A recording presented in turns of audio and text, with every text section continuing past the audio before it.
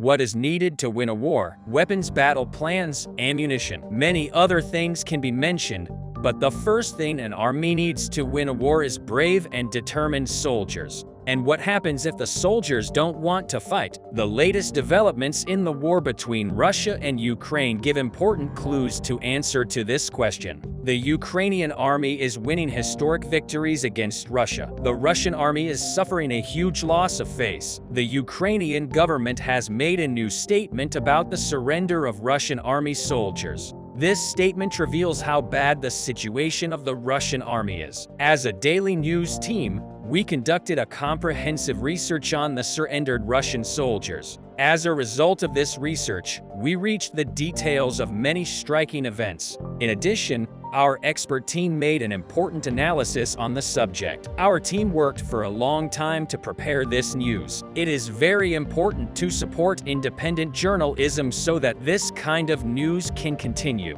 You can support our team by clicking the Super Thanks button below the video. Let's start if you are ready. New news about soldiers and the Russian army is constantly emerging because Russian soldiers do strange things. Thus, it is known that Russian soldiers are often involved in fights. The problems in the Russian army are growing, and as a result of fights between soldiers, the order of the Russian army is broken. The health problems of Russian soldiers are growing day by day. Russian soldiers do not have adequate facilities. They are not fed enough. They also do not have comfortable beds and clean clothes. This is why there are frequent epidemics in the Russian army. This leads to many Russian soldiers being away from combat for long periods of time. Epidemics are affecting the Russian army's operational plans. One of the biggest consequences of these problems in the Russian army is the mutiny of these soldiers. Mutinous Russian soldiers damaged military bases and caused great chaos within the army.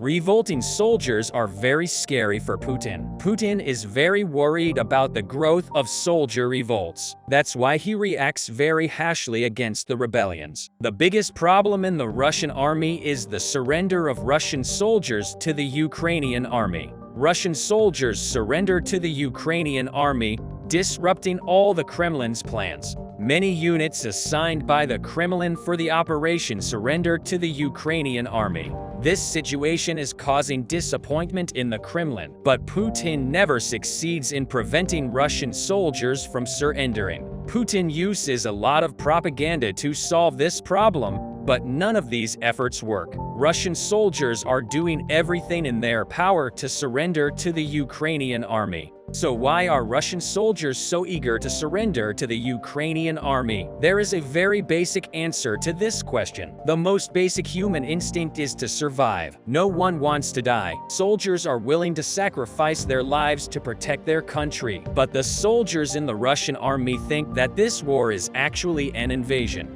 They think that this war was started for Putin's political career, and they don't want to die for Putin. That's why Russian soldiers are trying to surrender to the Ukrainian army. Since the beginning of the war, the Ukrainian government has been doing a lot of work to get Russian soldiers to surrender. Russian soldiers start to surrender thanks to these efforts. The Ukrainian government has shared new data about this process. According to the main intelligence directorate of Ukraine, the rate of surrender of Russian soldiers has sharply increased. As you know, the Ukrainian government has set up a new platform for Russian soldiers who do not want to fight. Vitaly Matvienko, the spokesman for the I Want to Live hotline, said that the number of registered calls from Russian soldiers to surrender doubled from last month to 3,000 calls. As a result of these calls, we do not know exactly how many soldiers surrendered because the Ukrainian government does not disclose these numbers. And why is that? The Ukrainian government is committed to protecting the safety and confidentiality of the Russian soldiers who surrender. Russian soldiers who surrender are treated as prisoners of war. In this way, the surrendered Russian soldiers can return to their country as a result of prisoner exchange agreements. The Ukrainian government protects them from Putin's government by never revealing which soldiers have surrendered. The Ukrainian government's decision is accelerating the pace of surrender of Russian troops. Ukrainian authorities share data on this issue today. According to Ukrainian officials, more than 14 million people have visited the official website of the I Want to Live hotline since its inception. Moreover, 84% of these visits were from Russia. Why has the surrender rate of Russian soldiers increased so much? According to experts, the main reason is the feeling of defeat that Russian soldiers are experiencing. The Russian army has been unable to advance on any front for a long time. The Ukrainian army, on the other hand, has managed to establish superiority over the Russian army in many conflict zones. Everyone knows that the Ukrainian army is preparing a major operation in the near future.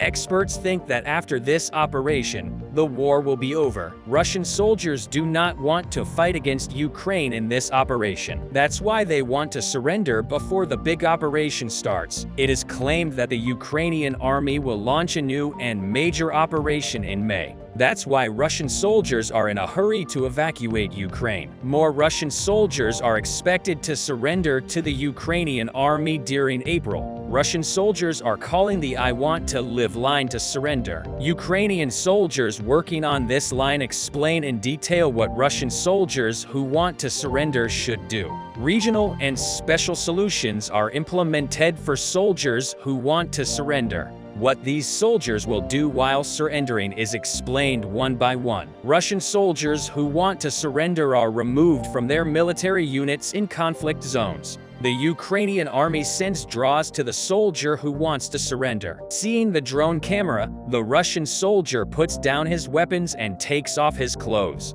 These soldiers start walking slowly, following the drones. The drones play a very important role in the safety and protection of the soldiers who want to surrender. Following the drones, Russian soldiers mixed with Ukrainian soldiers at a safe point. Ukrainian soldiers are very hospitable after this stage and ensure that the Russian soldiers' basic needs are met. After the Russian soldiers rest for a while, the interrogation begins. The surrendered Russian soldiers give a lot of information about their unit. At the same time, these soldiers also reveal the war plans of the Russian army. This gives the Ukrainian army a very serious advantage. The Ukrainian army is exposing all Russian plans one by one. The Ukrainian army is making a major effort to encourage the surrender of Russian soldiers. This effort is completely changing the course of the war. Thanks to the success of the Ukrainian army, more Russian soldiers are surrendering. The Russians increase the intensity of their attacks around Siversk. Here the Russians are trying to cut through the Ukrainian defense south of Siversk and take the Ukrainians in the pocket. But so far the challenging terrain and synergistically structured Ukrainian defense have only led to a huge spike in Russian losses. The main direction of the Russian advance is the southern part of the Siversk group. The reason why the Russians are trying to expand their control over the region here is that this is where the Ukrainians have their main supply route. If you look at the topographic map, we can see that this road is located behind the hill. So by establishing control over that hill, the Russians will be able to establish total fire control over the road. But even if the Russians are successful in this regard, there is still one more road behind the next hill. So supply in this group may become more time-consuming, but it would still be possible.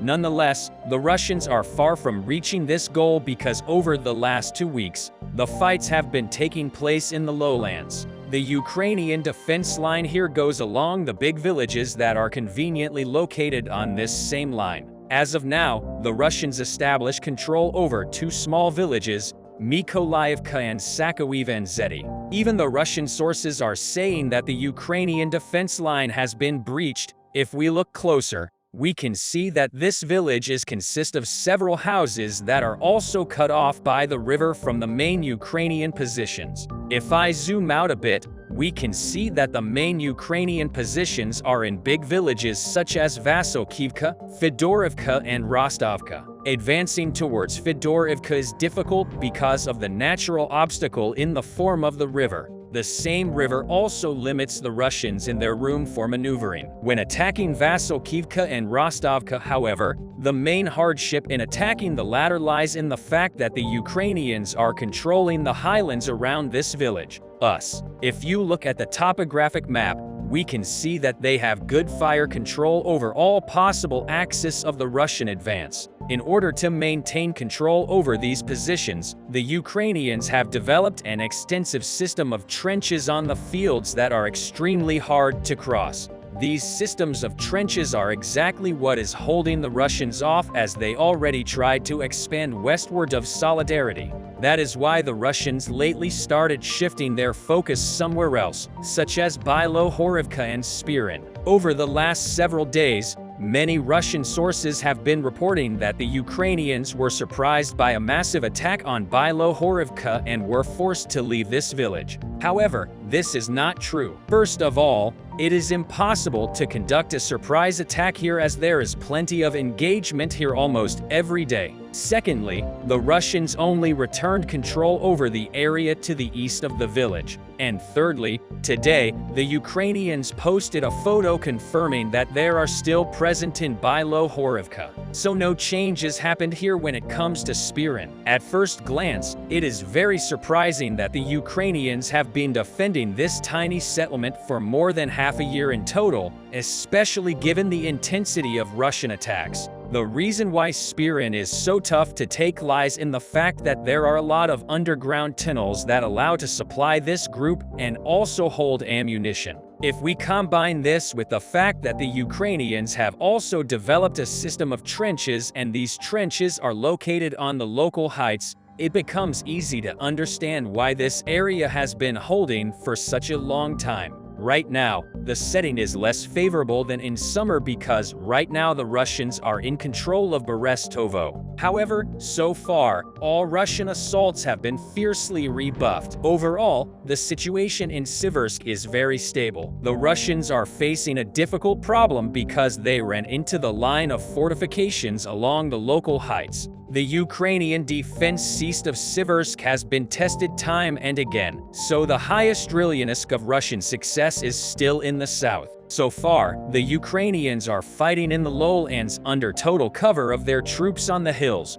which are helping to eliminate the attackers already on the approach. In fact, today the Ukrainian General Staff reported that Russian losses finally crossed the threshold of 1,000 killed per day. The Ukrainian Army inflicts great damage on the Wagner troops in Bahamut. Wagner PMC units are stuck in deep, dark tunnels in the underground part of the Ardyomovsky metalworking plant. We will provide information about this in the coming minutes. But first, let's take a look at what happened in the Battle of Bahamut. Undoubtedly, the fiercest conflicts of the Ukrainian war take place in Bahamut for both the Ukrainian army and the Russian army. Bahamut is more important than winning the entire war. Almost 70% of the Russian army's strength in Ukraine is now in Bahamut. Russian President Vladimir Putin is devoting all his strength there so that his army can take Bahamut and offer its people a war win. However, despite all these efforts, the offensive operations of the Russian army cannot pass the steel curtain of the Ukrainian army.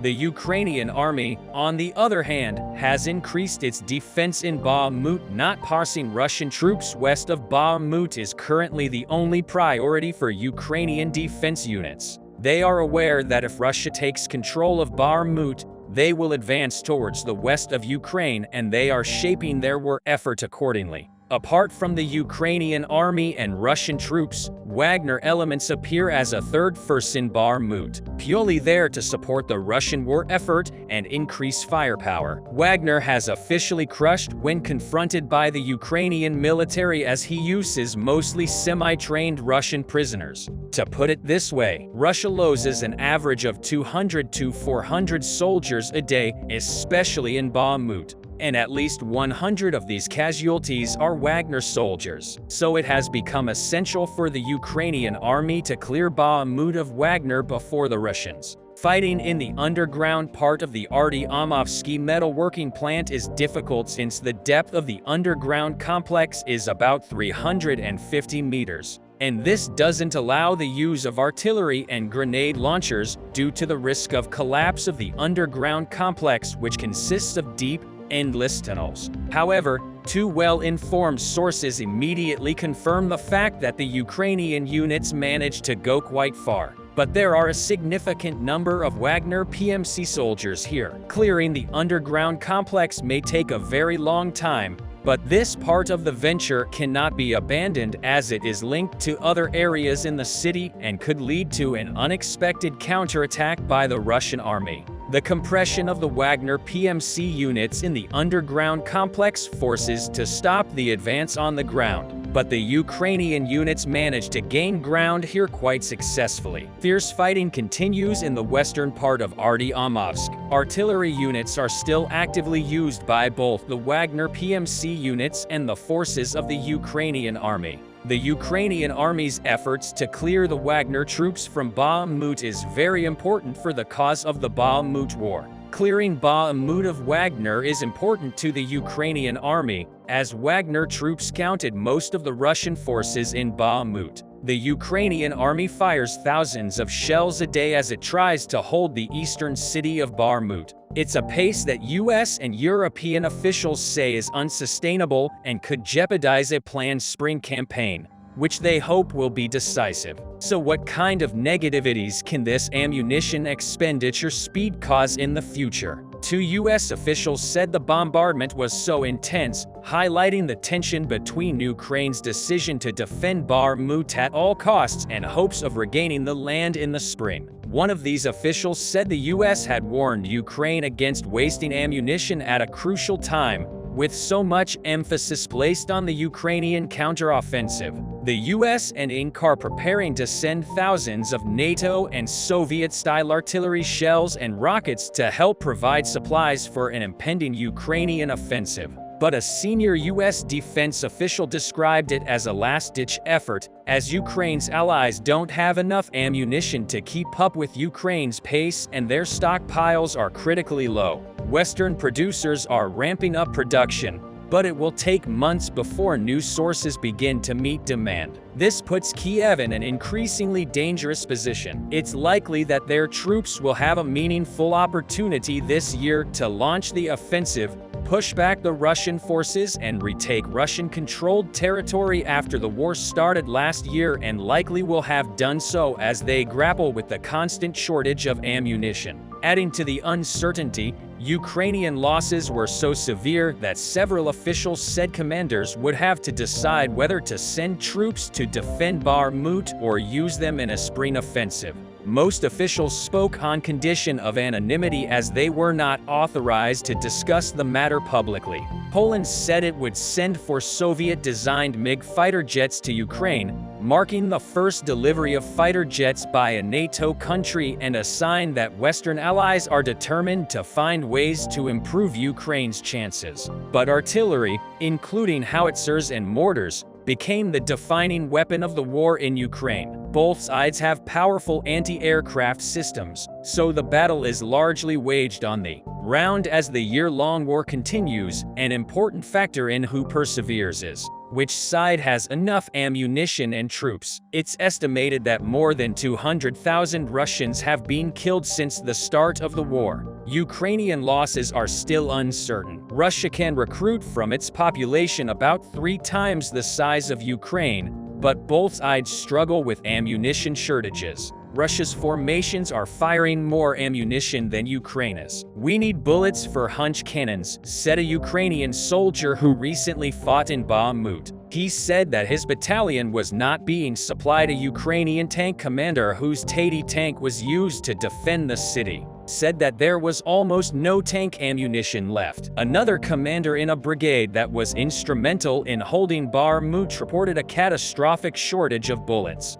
He described an incident in which his unit disabled an advanced Russian 90 tank but was forbidden to fire artillery because it was too expensive. The Pentagon estimates that Ukraine fires several thousand artillery shells a day along the 600-mile front line, which includes Bahamut, a city almost besieged by Russian troops. Moscow forces control roughly 40% of the city and are damaging the supply lines that Ukrainians need to defend the rest. The US hopes to produce 90,000 shells per month, but this is likely to take 2 years. The European Union is pooling resources to manufacture and purchase nearly 1 million rounds, which will take time. And the secret UK task force is spearheading efforts from around the world to find and purchase the Soviet-style munitions that Ukraine mainly relied on. Ukraine has about 350 howitzers supplied by the West and significantly more Soviet air artillery pieces. Even with battlefield losses and mechanical failures, Ukraine should be supported more to provide more weapons.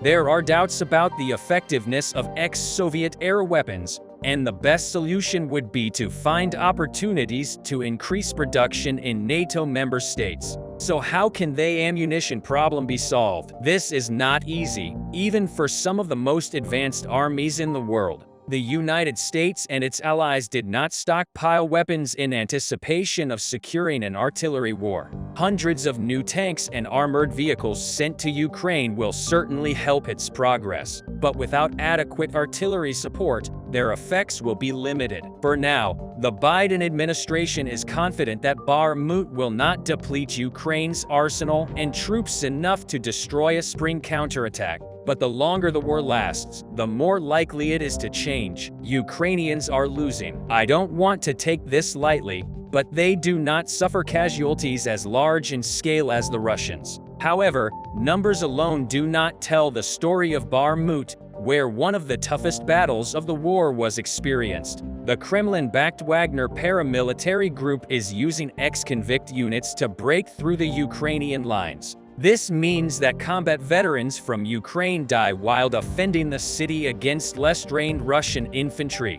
Bahamut is a small city, but it provides road access further east and has become symbolically important to both sides. But there is no part of Ukraine that can be said to be abandoned. The Biden administration did not set a timeline for the war there, saying only Ukraine could decide whether to withdraw or continue fighting. Ukraine's demonstration that it will defend its territory is both politically important and militarily necessary, but they need to show that it's valuable. This is not to say that there is no tactical reason to pursue the protracted effort in Bahamut. It could deplete Russia's resources and prevent its troops from advancing west, where they could gain another breakthrough for Moscow. So what do you think about this subject? Please express your thoughts in the comments. Please do not forget to subscribe to our channel and turn on notifications in order to be informed about new videos. Thank you for watching us.